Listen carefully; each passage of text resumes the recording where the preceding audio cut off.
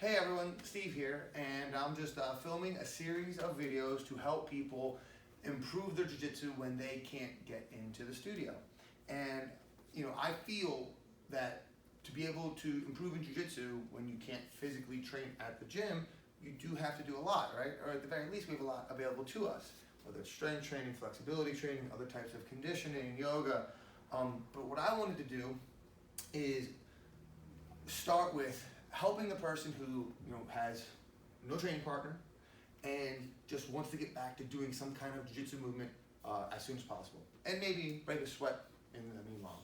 So what we're going to do is film a small circuit.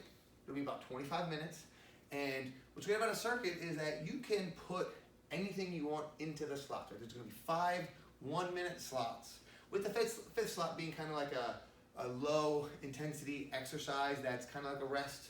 And we're going to go through the whole thing just 5 times. So it's a 25-minute workout.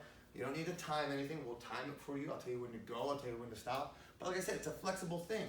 I'm going to make suggestions to you what I think you should do in each one of those 5-minute increments. But really, it's up to you, and you can change it any way you want. So usually when I'm doing these type of circuits, the first thing I'm going to work is some type of standing lunge or penetration step. So, like I said, I would prefer to work more from like a grappling stance and not just physically go through an exercise where I'm trying to build, strength in my legs. I want to visualize. I want to see someone in front of me, and I want to be moving in my grappling stance and work on using good technique, my level change, my drive, and standing up. Again, I do work both sides. If your knee is bothering you, your hand can touch the ground, your back knee could even touch the ground. You can incorporate other movements, like moving in your stance. You can work in like a level change, but the core of the standing first minute is generally some type of penetration step or shot, right? If I can't let my knee touch the ground, level change, snatch, work from our feet. So just 1 minute from our feet. After that, I'll do a minute of shrimping or inversion work. Again, it's going to depend. So if I wanted to work, someone who hasn't really worked a lot of inverting, you could start with like a backwards inversion, to where I'm going to start with, for this you do need a wall that's clean, and you don't mind putting your feet on. You shouldn't be putting any holes or kicking the wall, but at the same time, make sure you have an area. And I'm going to roll back. When I roll back, I'm going to get the bottoms of my feet on the wall. My weight should go up on my shoulders, but not on my neck. That was a little close, so I had to back away. Now, with my feet gripping the wall, I will rotate, keeping my hips up, and stop.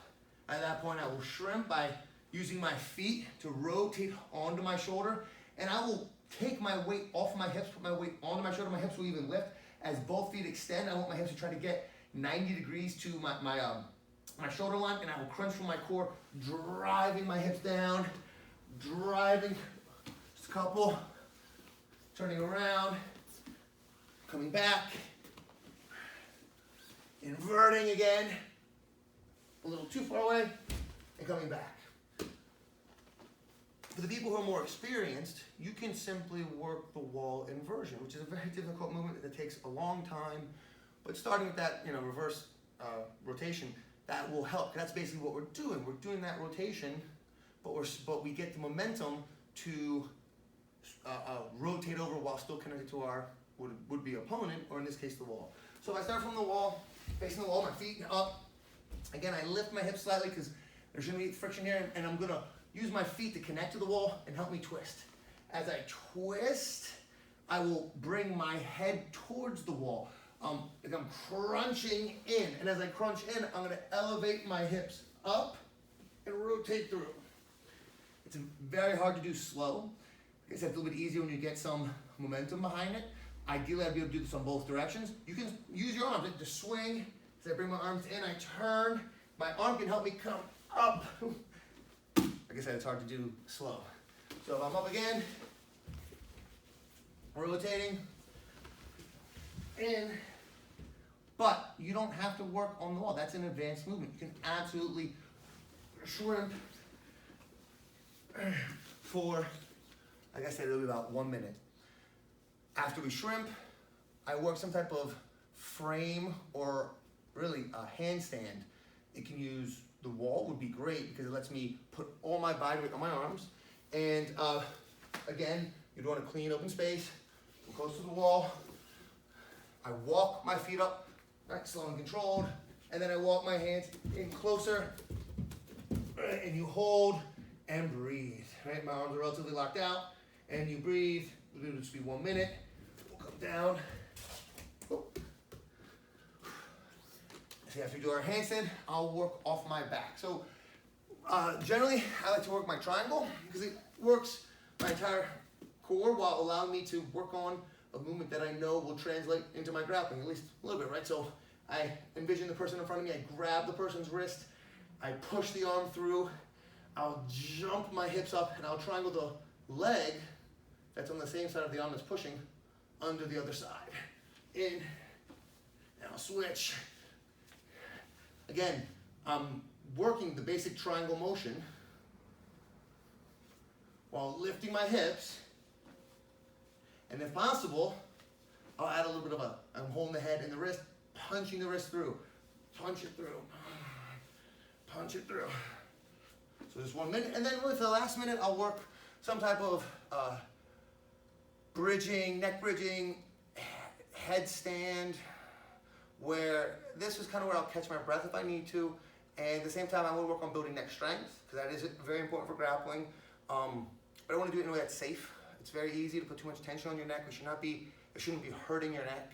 One thing I like for the back bridge is if I'm going to work on just building strength in my neck, I don't actually do the back bridge on the ground. I actually do it on, like, if I was home, like a couch, or if I'm here, like on a chair. Because this lets me put a lot of tension on my neck without having to really overextend. But as we use this, and again, it's more, I'm going to be a little flat, and I feel the tension of the muscle itself, like as if someone's pulling on my head, and I'm fighting to keep my head up. But I'll also work my front neck bridge, and like I said, it's not, none of these things are supposed to be how hard or how fast. So you literally can start just by putting like your hairline on the ground with your hands, right, and moving. We're just putting a little bit of weight on your head, moving side to side, lifting your hands up, moving side to side, going from being on your knees to up on your toes. Same thing, just a little bit of movement. This isn't about can I kick my feet straight up right away? How hard. This is about going through different grappling movements and breaking a little sweat. So so in the next video, there's gonna be, like I said, we're gonna do a little warm up. I'll start the timer. We're gonna do 5-minute rounds. The break will be on the 5th minute kind of, but like I said, we'll be doing some type of neck work. And I will be talking during the next video to kind of remind you some key things, but I also don't want to be talking the whole time because, like I said, when I'm doing these movements, I don't want to just go through the motions, right? I do want to visualize. I do want to see someone in front of me when I'm working my shot. I do want to see someone in front of my guard when I'm working in an inversion or just shrimping. If someone's mounted on me, I'm shrimping out. It really does make a difference. And last point, you can take anything that I did out and put anything else in. This is a simple concept, but the goal here is to work on grappling movements that will also give you, like I said, increase your heart rate a little bit and give a little bit of sweat. If you feel you're more experienced, you can push through this hard, right? You have good technique, safety is obviously the most important thing here, but you're not worried about banging your knee, and maybe you have mats at home and you want to really work those penetration steps at a quick pace. It's exhausting, feel free.